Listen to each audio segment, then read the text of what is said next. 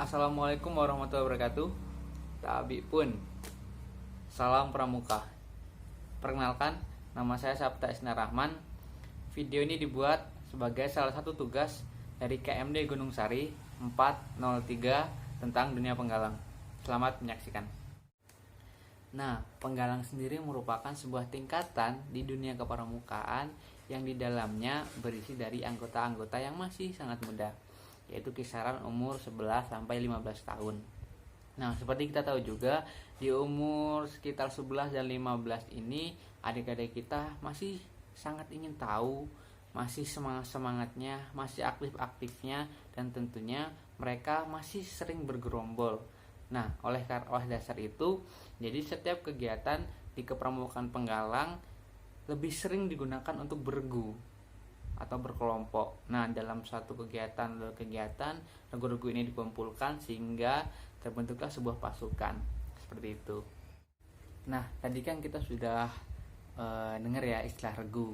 Nah, jadi setiap regu itu biasanya terdiri dari 6 sampai 8 anggota. Nah, regu-regu yang berkumpul minimal 3 sampai 4 dapat membentuk yang namanya pasukan seperti itu.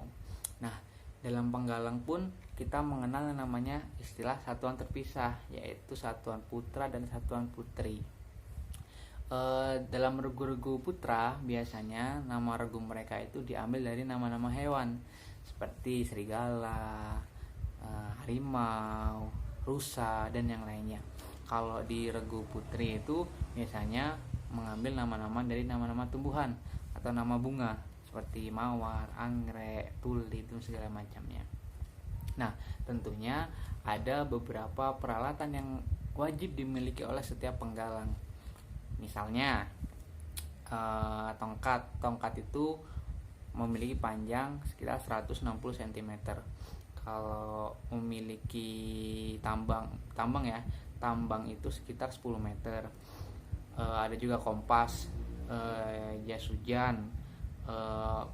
Kalau misalkan kegiatan di luar bisa membawa pisau seperti itu.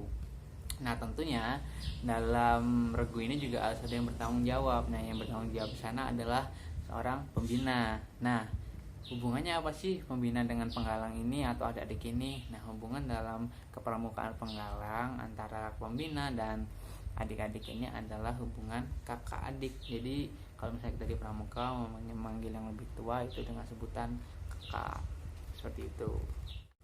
Nah, di penggalang itu kita ngapain aja sih sebenarnya?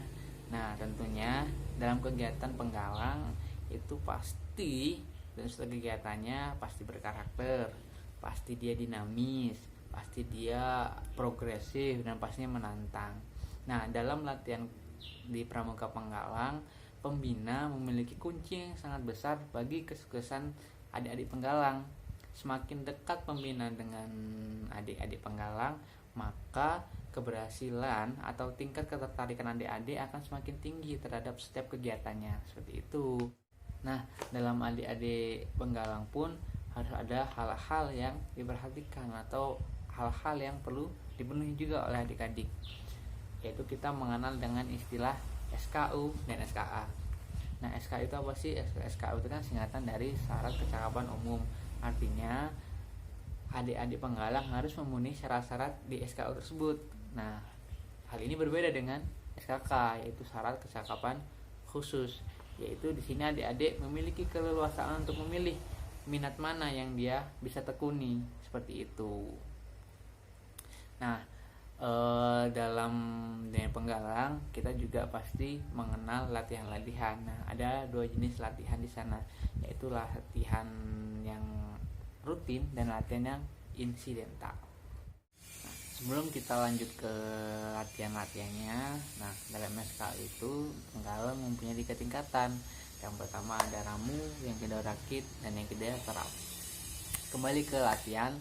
Nah, jadi kan nanti ada latihan yang rutin dan latihan yang insidental ya. Nah, latihan rutin itu apa aja sih? Nah, latihan rutin itu ada yang namanya latihan mingguan. Nah, ini latihan yang paling sering dilakukan oleh adik penggalang. Itu setiap minggu pasti bertemu. Kegiatannya ya pasti ada pembukaannya, ada ice breaking, ada latihan intinya, dan dia pasti penutup dan pembulatan materi dari pembina. Lalu yang kedua adalah latihan bulanan. Nah, latihan bulanan itu biasanya bergantung kesepakatan ya. Ada 1 bulan, 2 bulan, 13 kali, itu bergantung kesepakatannya. Contohnya kegiatannya misalkan hiking ataupun berenang segala macam. Lalu ada juga latihan yang namanya latihan gabungan. Nah, latihan gabungan ini gabungan antar gugus depan ya. Jadi gugus depan itu latihan bareng seperti itu. Nah, kapan waktunya itu juga bergantung kesepakatan. Nah, latihan yang lainnya juga ada yang namanya latihan tingkat kuartir, yaitu ada kuartir cabang, kuartir daerah, dan kuartir nasional. Nah, di sana juga ada kegiatan yang asik lah pokoknya. Ada namanya kegiatan jambore. Nah, ada kegiatan jambore ini ada yang tingkatnya ranting, ada yang cabang, ada yang nasional, bahkan dunia seperti itu. Nah, tadi kan itu kegiatan-kegiatan rutin ya yang ada di Pramuka Penggalang. Nah, ada juga kegiatan-kegiatan yang insidental.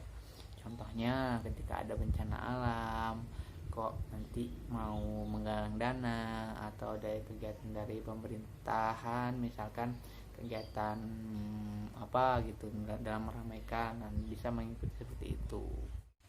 Nah, dalam proses pendidikan di gerakan kepramukaan, kita sebagai pembina harus menempatkan peserta didik kita sebagai subjek. Artinya segala permintaannya, segala perbuatannya, segala hal yang mereka inginkan kita harus hargai. Dan kita sebagai pembina juga tidak boleh melupakan konsep-konsep pendidikan yang ada di pramukaan, yaitu konsep Ingarso Sumtulodo, Ingmadia Mangun Karso, Tuturi Handayani. Baik, mungkin itu saja video tentang dunia Panggala yang bisa saya sampaikan. Kurang lebihnya saya mohon maaf. Saya akhiri. Wassalamualaikum warahmatullahi wabarakatuh. Salam Pramuka.